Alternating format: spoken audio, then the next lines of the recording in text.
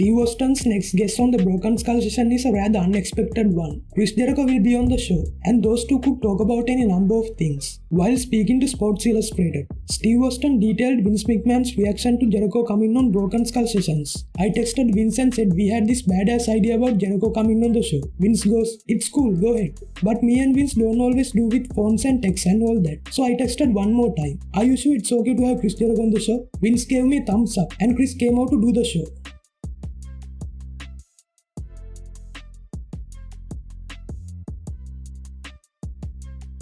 The Undertaker made a lot of headlines when he told Joe Rogan that modern day wrestlers are softer than the previous generation. Triple H was asked about this statement during a conference call to Hype Takeover. Yeah, everybody has opinion of the business.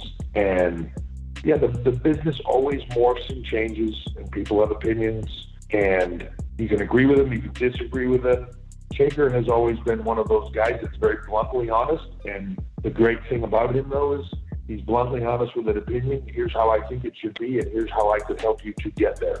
So he's wide open to all of that. His comments and his intentions are always with the best of intent or desire to improve. And I do believe he has a wealth of knowledge that if he speaks, that there are certain guys in the business that if they speak, they've been around a long time, seen a lot of things.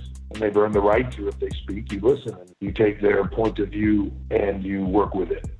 He's one of those guys for sure. Triple H also revealed why he turns down AJ Styles' request for a match. When he very first came to me, I said, "Man, AJ, I'm not going to tell you no. To be honest with you, personally, I'd love to work with you. And at this point, you could carry me to something. So, I'd love it." And so the personal side of it, the athlete side of it, the performer side of it would love nothing more. The reality of it is I am not going to have the bandwidth or the availability schedule-wise to be able to pull that off. And then he would come to me like every week or every other week when I would see him and say, "How's that bandwidth coming? You're going to be able to make this happen?" And I would say, "It's not going to happen." Look, I'm flattered by that, and I really am, and humbled by it. But I wish I had the bandwidth to do it, and I'm not saying I won't do it in the coming year.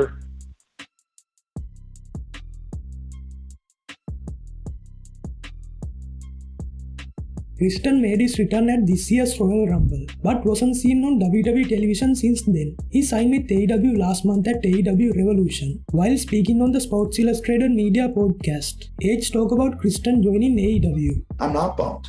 I want him to be happy, and I want him to get the respect that he deserves, because I'd like for him to get the on-air respect that the locker room shows him. Because if you ask anyone within our industry, he's one of the names that people go, "Man, that dude." Like if you watch the latest Broken Skull sessions with Randy Orton, and you watch Steve and Randy talk about Jay and what he brings to the table.